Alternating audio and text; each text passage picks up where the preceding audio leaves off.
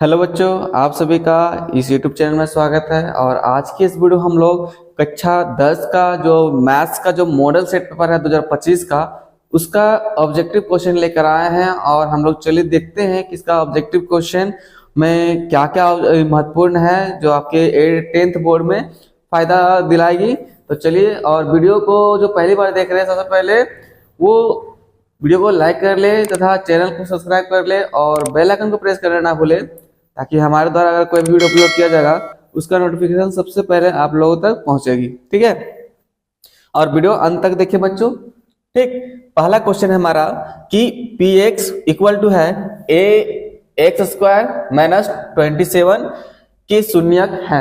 आपको बताना है, ऑप्शन है प्लस माइनस 9√3, सेकेंड में ऑप्शन है बी नंबर में प्लस माइनस 3√3, सी नंबर में है प्लस माइनस 7√3 और डी नंबर में है प्लस माइनस 3। तो बच्चों इस क्या करेंगे हम लोग, P x equal to 0 put करेंगे, और जब 0 पुट करेंगे तो एक्स स्क्वायर जो है इक्वल टू 27 आएगा। मीन्स अगर x square x equal to निकालेंगे तो प्लस माइनस हमारा जो आएगा आंसर वो बी नंबर से आंसर हो जाएगा, प्लस माइनस √3 आएगा। ठीक है, हम लोग चलिए हम लोग सेकेंड नंबर क्वेश्चन में चलते हैं कि बोल रहा है कि दो परमेय संख्याओं के बीच कितनी परमेय संख्या हो सकती है ना। और हम लोग जानते हैं बच्चों कि किसी भी दो संख्याओं के बीच अगर परमेय संख्या अगर फाइंड आउट करें तो अनंत हो सकती है। कितनी हो सकती है? अनंत। इसलिए हमारा जो सही आंसर हो जाएगा इसका ऑप्शन नंबर बी सही आंसर हो जाएगा, डी सही आंसर हो जाएगा, अनंत। ठीक है, थर्ड नंबर हमारा क्वेश्चन है बच्चों कि दो क्रमिक सम संख्याओं का जो मासा होता है या एचसीएफ जो हम लोग निकालते हैं वो क्या होती है? एक होती है, दो होती है, तीन होती है या अनंत होती है? तो बच्चों इसका सही आंसर हो जाएगा ऑप्शन नंबर 2 सही आंसर हो जाएगा, है ना, 2 होती है। नेक्स्ट फोर्थ नंबर क्वेश्चन है कि दो चरों x, y में रैखिक समीकरण ax plus by plus c equal to 0 के कितने अधिकतम हल संभव हो सकते हैं? ठीक है, तो जो ये रैखिक समीकरण है बच्चों, तो हम लोग जानते हैं रैखिक समीकरण का जो है वो उसका अनंत हल हो सकता है कि नहीं, अनंत। नेक्स्ट हमारा 5 नंबर क्वेश्चन है बच्चों कि x square minus 3x plus 2 equal to 0 का एक मूल है।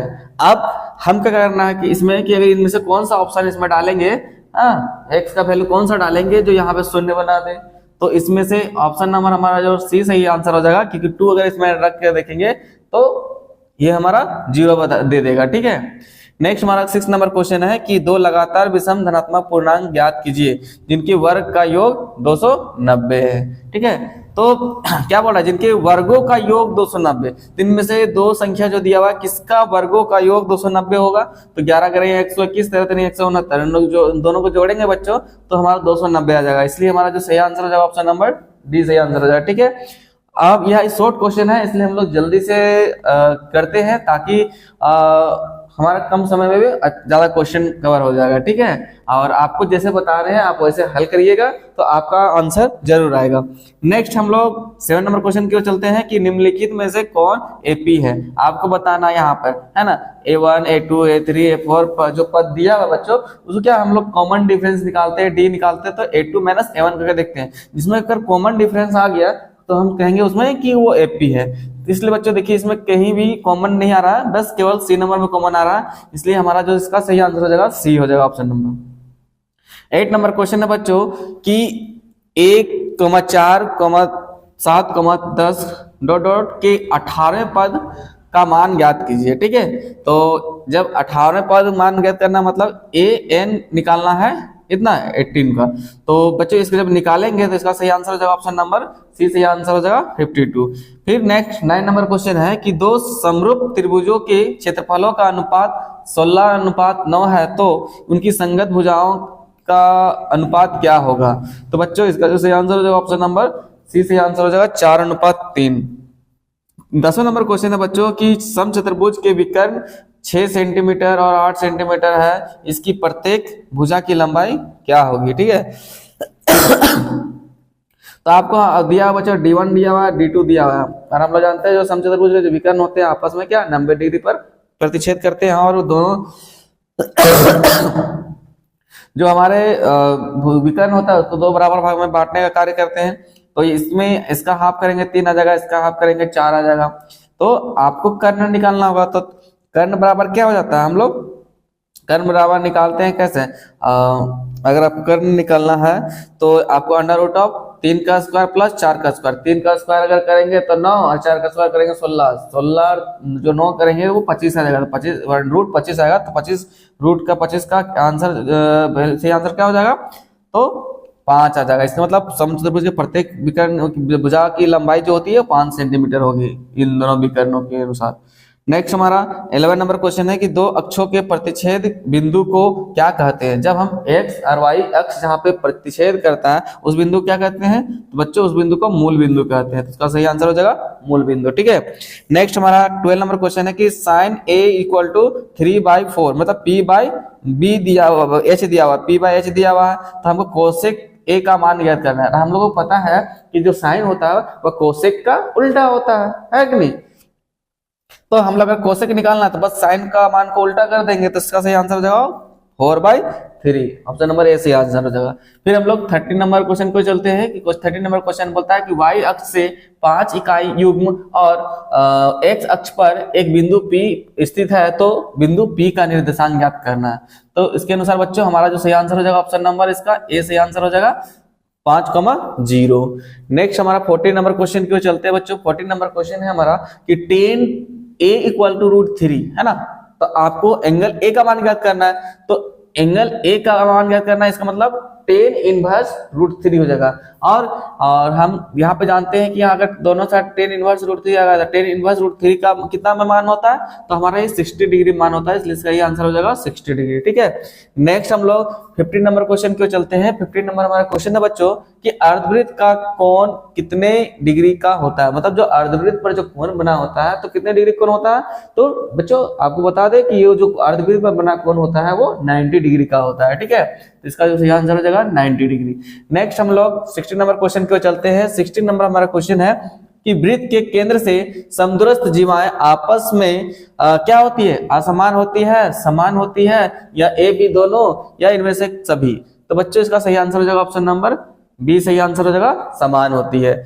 नेक्स्ट हम लोग 17 नंबर क्वेश्चन को चलते हैं। 17 नंबर हमारा क्वेश्चन है कि दो गोले के आयतन का अनुपात अगर 8:27 है तो उनके पृष्ठ क्षेत्रफल का अनुपात क्या होगा।